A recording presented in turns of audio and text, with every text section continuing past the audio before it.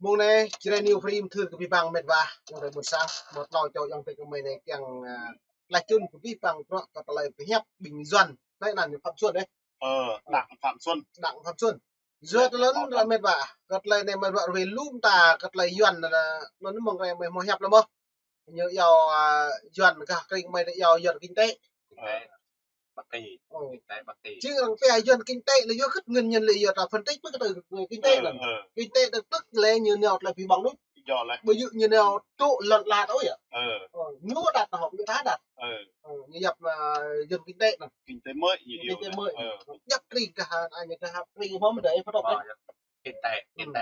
đấy kinh tế là phải bong sau này là tôi sẽ phạm đấy Phạm Xuân Đăng ấy Đặng Phạm Xuân cái đó lại nhiều lệ nhô lại chỉ lần tài nguyên bỏ mầm để gạo như vậy nhô ấy lần là nhô việc kéo tay bốc lại nhiều đoạn về nên ít lại chôn đoạn về là từng việc lại chôn nó cần có phân tích lệ senan gặp này pula senai ke jijang klai ke dukuna clean để bây giờ một dọ chân yon clean chính đọ Việt Nam Cộng Hòa Nguyễn Văn Thiệu ắt mít mạch rồi mà tiệm nặng gì rồi mà lấy phố anh ăn gì lấy phố Ngô Đình Diệm lấy phố nhiều nặng gì lấy phố nhiều bạn lâu ý ba mươi nhiêu lại lưu tức luôn lần nhiều bạn sẽ sẵn lấy bộ phận lưu sẵn nhiều mít rồi mà nhiều mạng lần là rồi mà nhiều bím kia rồi mà mom de rồi này tít luôn năn jing ni nuk năn nhiều bè ai nuk đó tình cờ phía bắc đây lại đó vì tuyên 17 này là yêu đó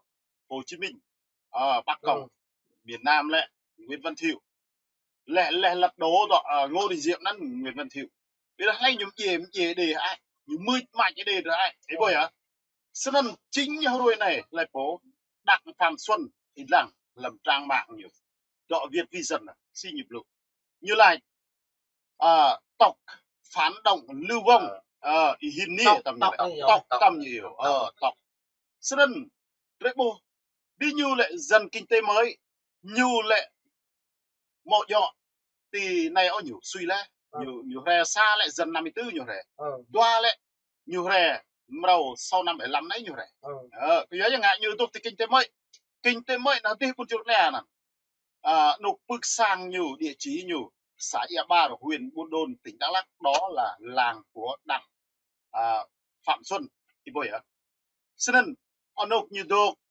kinh tế mới cái kinh tế mới xin nhẹ như việc kinh tế nè ấy bây giờ kinh tế tức là kinh tế như việc này tôi bằng ngoại nè kinh tế mới đang nào tu như đồ thế nè mỗi giờ lần này đây nè lần đây gà đây bây giờ đồ là đồ kia như lọ mưa lọ mai lọ lạch tộc phản động đà này đi đà trô cơ clay như trước đầu cũng tạo ra trô cơ clay như nặng gì sẽ là xin như nặng này như vậy đó rồi lần này phải rồi có lẽ nó nặng cái pan đó là nặng pro này pan pro pan là pan rồi nặng sẽ sân rễ bô màu chặt di giang clay Đặng Phạm Xuân lụ sân di clay nè nhiều tự dọa là mẹ lần lại nhiều rề nhiều lành rề mà dọ lần rề lấy lọ lần cao nguyện chính nhị ba mươi nhuol ít hạ cơ sẽ si prang ít hạ cơ mi tổng lãnh sự quan Pháp tổng lãnh sự quan Mỹ xin ạ đại sứ quan Pháp đại sứ quan Mỹ chẳng ăn câu play gal cầm nuôi cô lần chẳng rây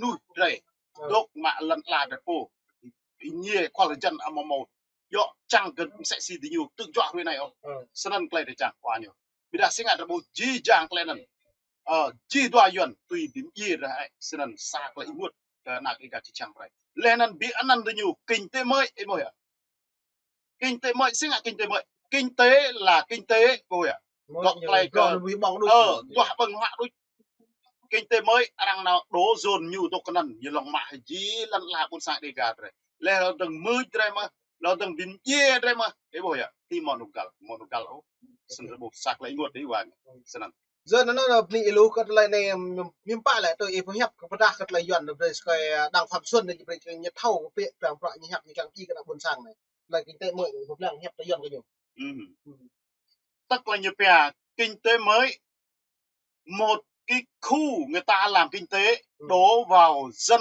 mới định cư vào đó bây giờ kinh tế mới nhiều tiếng lúc dọn nhiều rồi mà thọ nơi ông ở đâu đổ dồn vào chỗ đó là đất của cao nguyên người dân đất của người thượng bản địa ấy bởi mà dọ nục John Clean biết là nó ở đó thì nó sẽ tôn trọng mình, không được nói mình là tộc này phản tộc động, kia ấy. tộc này tộc nọ tộc kia. Tộc là đều là tộc hết cả, 54 tộc Bắc và Nam, chứ không phải là riêng ED. Đối xử không công bằng. Với lại kinh tế của mình nộp như bè cho bằng hoạn rồi là lần lại như vậy, như sắm lăn chi, sắm chiêm chi, nhiều tranh chấp chi như mãi chi. Nên như trình rồi mà một lại là tiếp một lại lòng ta. Đừng mà nên như rồi sẽ xì như bè dồn ép vào góc cuối cùng sân sẽ xì rất buộc nên xin ngã. Mạo này xin như gì nên nhầm tôi á, nhầm chạy á. Đó, dồn vào chân tường nó sẽ nổ xong Quốc hội Việt Nam đổ vốn 565 tỷ đổ vào Đắk Lắk để mà hỗ trợ gọi là kinh tế của người dân tộc thiểu số như hiểu rồi ạ. Phải đầu tư mua đất, mua nhà cho người đồng bào dân tộc thiểu số như vậy rồi ạ. Đó, 86 tỷ đô la, 86 tỷ đồng Việt Nam như đầu tư để mà như bè nâng mức sống cho người dân tộc thiểu số để thoát nghèo bền vững như vậy. Như vậy á sẽ sẵn lấy bà như bè Tô Lâm xả lên bà gì đó bà trương gì đó nhiều tao chủ Minh Hùng xả lên trương gì đó sân có lăng chỉ cái này sinh ngành ngạn nhiều đố vốn nần để nhiều lấy lòng nữ đồng bào dân tộc đồng bào dân tộc để nhiều lừa tiếp để khỏi mà nó gọi là bất ổn, gọi là nổ tung để mà nhiều lấy lòng, rồi sau này là dần nó im lại, chìm xuống lại, nó lại tiếp tục đàn áp tiếp, bóc lột tiếp như là cái bà gì bên Buôn Lê Bê á, hiểu không? Cái bà đó là cấp cho bà Buôn Lê Bê, phường E Tam, thành phố Buôn Thuột, tỉnh Đắk Lắk, cấp đất cho bà đó vào năm 2004, cuộc biểu tình đã nổ ra lớn nhất tại Đắk Lắk. Thấy không ạ? Cấp xong xây một cái nhà 34 xong tức là cấp đất cho họ rồi. Họ có đất hẳn hoi rồi họ kiếm một cái khoản vốn đầu tư xây một cái nhà khang trang. Đó, rồi chính phủ thu hồi lại lấy xây ủy cái nhà bà đó. Thấy chưa? Cái này cũng vậy. 886 tỷ đồng tiền Việt Nam hỗ trợ người nghèo đó, từ cái quốc hội, từ trung ương đề ra đó. Nhưng sau này họ tịch thu lại hết.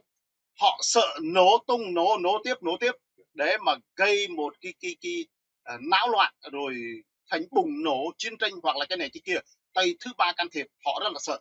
Đó, cho nên họ đầu tư vốn cho nhiều lên, lấy lòng người dân tộc gọi là cao nguyên, người thượng cao nguyên để khỏi mà bùng nổ. Thế bồi nạch nhớ nè, xin rửa bồ dì dàng cơ clay cái nạp này đó.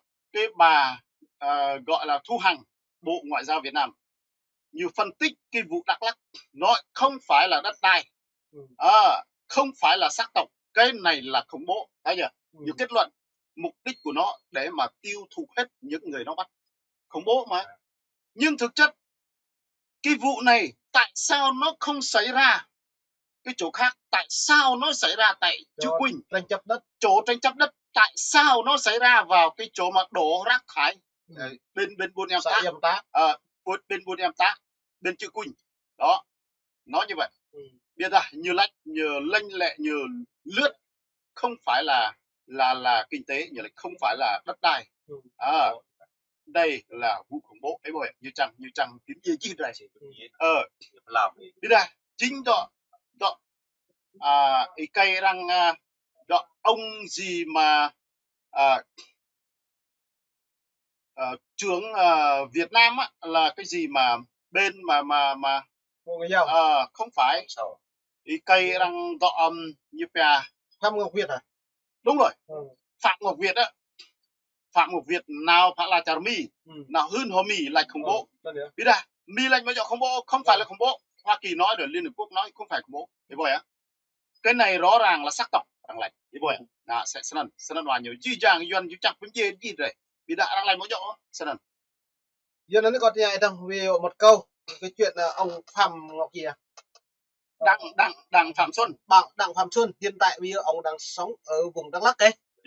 Hiện tại ông đã không biết cái đầu tháng này nó nghĩ kiểu gì nó dám chửi người bản địa của mình. Hai con tương lai của ông, con cháu của ông sau này không biết đi vào đâu. Thế à? Đối với ông này á, sau này ông Phạm này là Đặng Phạm Xuân này là nói chung là ăn cơm đã bát. Đúng rồi, ăn cơm đã bát. Chính ông này thời xưa từ ông này xuống đến đến Tây Nguyên mình là ông này là không có một đồng nào trong túi cả. Đúng rồi. Xong vì nhờ người dân mình cho gạo, cho nôi, cho đất ở, thậm chí có nhà mình cho ông ở. Đúng rồi. Cho nên nhất là tôi phân tích về Phạm Đình Xuân là nhiều còn sống bao lâu. Rất là thích như này trong hiện tại ở đất Đắk Lắk. Như Phạm Xuân đây là năm nay là 70 mấy tuổi rồi. Đó. 70 mấy tuổi hả? 70 mấy tuổi rồi. Theo lời nó nói. Đầu bạc rồi mà nó sơn thôi. Làm gì đầu bạc hối rồi mà làm gì có cái đầu bạc đâu. Ông này hối rồi. Nó không còn gọi là bao lâu nữa, gần đất sát rồi. Nhưng vẫn chửi mình ăn cơm đá bát như em nói là đúng. Tại vì sao? Ăn ở Đắk Lắk có kinh tế khá giả từ Đắk Lắk, cái gì cũng nhờ vào mình hết. Rồi xong lại nói tục tiếu về mình, tộc phản động, lưu vong, tộc này tộc kia. Nếu mình gọi nó cái thời mà chiến tranh Việt Nam, kinh lưu vong, kinh xâm chiếm miền Nam, kinh Bắc Cộng Hắc Ôn, có nghe được không? Chắc chắn là không nghe được. Thằng Kinh, mình nói là thằng Kinh, nó không nghe được đâu. Nó chửi mình là tộc lưu vong. Đó. Người ta có con đường của người ta. Tại vì gọi là người Kinh gọi là tức nước vỡ bờ, thấy không? Đúng rồi. Nếu trường hợp như tôi cho ông Phạm Xuân Đặng, Phạm Đặng Xuân, Đặng Phạm Xuân, cái người đó nó ngồi vào cái vị trí của người cao nguyên Tây Nguyên, chủ đất, gọi là người ta thường gọi là người bản địa, mà biến thành không có đất. Rồi ông có chịu không? Ông có chịu không? Rồi ông thấy vậy, tôi giao cho ông hoặc là cây súng cây đạn đi bắn, đi giết người ta, ông có đi không? Chắc chắn là ông không đi. Không có ai suy dục hết. Đó, từ cái đầu mình suy nghĩ ra, từ cái tim của mình nó phát ra, từ cái nhận thức của con người một, đúng không? Nó thấy tức là tương lai gọi là lu mờ, không có đường nào sống nữa. Đó, cho nên gọi là người Kinh gọi là tức nước vỡ bờ, tức là ép quá, gò bó quá, không có con đường nào sống nữa, ép đường cùng. Như mình ép con chó đó, nó phải cắn. Cái này cũng vậy, con người mà nó biết là nó chết, đâu có ai suy dục đâu, nhưng nó dám hy sinh vì cái gọi là cái nòi giống dân tộc, đúng không? Một, hai là nó dám hy sinh để gây tiếng vang cho thế giới can thiệp. Đó, đúng không? Tại vì ông lấy hết cái đất của tôi, cái nhà của tôi, ông cấp cho tôi mà ông úy đi y như cái bà mà bên Buôn Lê Bê á, phường E Tam, thành phố Buôn Thuột đấy, tôi mới nói hồi nãy đấy, úy đi cái nhà người ta, rồi cấp cho người ta hẳn hoi nhà 134, 35, rồi úy đi, thu hồi đi là sao? Đó, cái bà đó, ôi ông Sơn Cước ơi, đây người Kinh tàn phá cái nhà của tôi thế này có được không? Mong dân làng tôi đứng dậy, hãy đứng dậy biểu tình tiếp như 201, 204. Đó, thấy chưa? Kêu ca, rồi cầu cứu, rồi kêu gọi nhắc đến tên Sơn Cước. Sao bà không nhắc? Tại vì lấy xe úy cái nhà của bà, mà trường hợp đó mình lấy xe úy úy vào cái nhà Đặng Phạm Xuân này nó có chịu không? Vô bác ra bác úy luôn. Rồi ông mà lên tiếng bắt luôn, bỏ tù luôn, bắn luôn, hoặc là bắn giết luôn, có được không? Không được đâu, ông không, chắc ông không chịu đâu. Đó, từ cái chỗ đó gọi là, người Kinh gọi là ông trời có mắt, đúng không? Từ cái chỗ đó, đó là vụ thứ hai. Vụ thứ nhất vào Buôn Em Tá, dân làng tôi nói rồi, đừng có đổ nước thải axit vào hồ Em Tá của chúng tôi rất là nhiều lần rồi, để chúng tôi mưu sinh vào cái hồ đó, làm nương làm rẫy, và lại cái nguồn nước đó để chúng tôi ăn uống vệ sinh. Nhưng chính phủ đâu có nghe. Chính phủ nói dân làm chủ, nhà nước quản lý, làm chủ chỗ nào đó, gọi là độc tài, độc đảng, độc trị, độc quyền, thấy không? Chỉ có là gọi là Đảng Cộng sản là duy nhất có quyền, chứ ai nói ghép vào cái vụ này vụ kia rồi bắt bỏ tù hết, phản động đó, chúng chính quyền nhân dân bắt bỏ tù hết. Cuối cùng thì sao? Tiếp tục cái vụ đó đánh cả trẻ thơ lẫn người già đấy, và trẻ con và bà có bầu đi bệnh viện hết cái chân cái tay đó, đâu có làm gì được. Rồi cuối cùng đem một cái xe úy nữa, úy cái đất san bằng cái đất kiểu bên Buôn Em Tá luôn, thấy chưa? Mà bà nói là đâu có vay nợ chỗ nào đâu, ra úy, tức là có cái sự mà gọi là hỗ trợ của chính phủ Việt Nam từ đằng sau. Nếu công bằng dân chủ văn minh, cái bà này ra báo cho bên công an đến tận hiện trường làm việc rồi ông đó sẽ ngừng tay. Nhưng cái này đâu có ai can thiệp đâu, đâu có ai mà ra tay đâu. Tức là bật đèn xanh cho người Kinh làm hại người dân tộc, tịch thu đất trắng trợn, thấy chưa? Từ cái vụ đó nó sinh ra đó cái ngày 11 tháng 6 2023, thấy chưa? Đó, cái đó là nhỏ nhá, là tức là cái vụ đó nhỏ, nhưng cái luật sư Nguyễn Văn Đài đã nói rồi, đúng không? Đúng. Nếu vụ này không được êm thấm, không được giải hòa, không được giải quyết êm đẹp, chắc chắn sau này nó sẽ leo thang tiếp. Chính xác Nguyễn Văn Đài nói. Thấy chưa? Mọi người nghe nhá, chứ không phải là chúng tôi nói này nói kia. Phạm Văn Đăng hãy lắng tai mà nghe. Đặng Phạm Xuân lắng tai mà nghe. Đó, chính Nguyễn Văn Đài nói đó.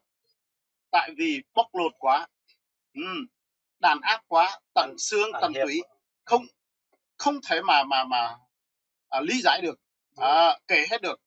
Đó, từ cái chỗ đó người bản địa chúng tôi không chịu đựng được cái sự bóc lột đàn áp đó, Đảng xâm phạm ạ. Nên mấy ông hãy nghĩ lại đi, vì tương lai của con cháu của ông. Chúng tôi cũng là tương lai của nòi giống của chúng tôi đấy, của con cháu của chúng tôi đi học không có việc làm đó. Chúng tôi theo đạo chứ không phải riêng cái cách chỗ nào cũng bị bắt bỏ tù, thứ nhất. Thứ hai, về tức là ra tù xong chết, như Ý Nguyên Đùn 8 năm tù, ra tù xong chết. Bây giờ cũng đang có một cái người đã là đi tù về từ năm 2017 cho đến giờ này. Chính công an Việt Nam đâm ông đó bằng xe rồi gây thương tích, nằm viện, đây là lần thứ hai. Cũng chờ cái thời gian gọi là rút hơi thở cuối cùng thôi. Rất là tội dân tộc chúng tôi, tội nghiệp lắm, không biết được nào nữa. Sống với chế độ Cộng sản Việt Nam độc tài, độc đảng, độc trị. Ông Đặng Xuân, ông Phạm Xuân Đặng Phạm Xuân rất là khổ. Cho nên mấy ông nói rằng chỗ nào có bóc lột, chỗ đó có chiến tranh. Mấy ông nhớ cái đó là chính câu của mấy ông nói đó, như vậy đó. Phạm Xuân xin mời nhỉ. Theo ta nghĩ cái ông này là Đặng Phạm Xuân không phải là người Việt gốc nhé. Đúng rồi. Theo cái họ nó là thằng này là họ thằng Đặng Phạm Xuân này là hình như là người Tây sao vậy đó. Họ Đặng mà người Tây hoặc là người Nung gì đấy. Cho nên ông này không biết ông ăn nhầm gì đấy, dám nói dám chửi như người Tây Nguyên. Đúng rồi. Thứ hai là ông không suy nghĩ về con cháu của ông nữa. Đúng rồi. không biết con cháu của ông sau này sẽ chịu hiệu quả hậu quả như người dân đang sống hiện tại. Đúng rồi. Kể cả lời nói của ông, nhưng chúng tôi người từ xa với kể cả người bản địa giám sát lời nói của ông sau này ấy, sẽ bật lại lời nói của ông phải chịu trách nhiệm như người dân Tây Nguyên chúng tôi. Nó đã bổ cái này luôn ta là buồn sang ta mượn lấy cái dọn này lời nhập này lại thằng xuân này lại nhiều mũi mai là buồn sang ta lệ ta sọ lệ ta không bộ này thì quỷ á dọn nó lời này tôi ý bầu trời hiếm ba lại người ta lại dọn này như càng trâu mạ rõ cái nhôm mà bồ ta bồ càng ta tôi cái trẻ nhiều nhập này phạm xuân khoan là đảng không cần nữa công sản mà chen nữa tiếp dân chen khoan là chen á đây là nhiều xâm lược xâm lam ta hả những cái gì mà họ phạm chuồn ta hả đây như bọn bạch bọn giàn cái bộ này này bắt lại hết bây giờ là đảng công sản đừng nghe những gì công sản nói hay nhìn kế công sản nói một đảng là một lại không bổ pi á có đâm lẽ có mấy họ phạm chuồn tầm đường đã là đó bổ lậu là có cái nó này có bổ nó đặt một cái như thế nào là như point có thì như nó không có lấy có nên nhiều vẫn có không nhiều loại như thế như bây giờ như lúc nó la ta này nó như này thang tọc tầng như này cái bùi này như này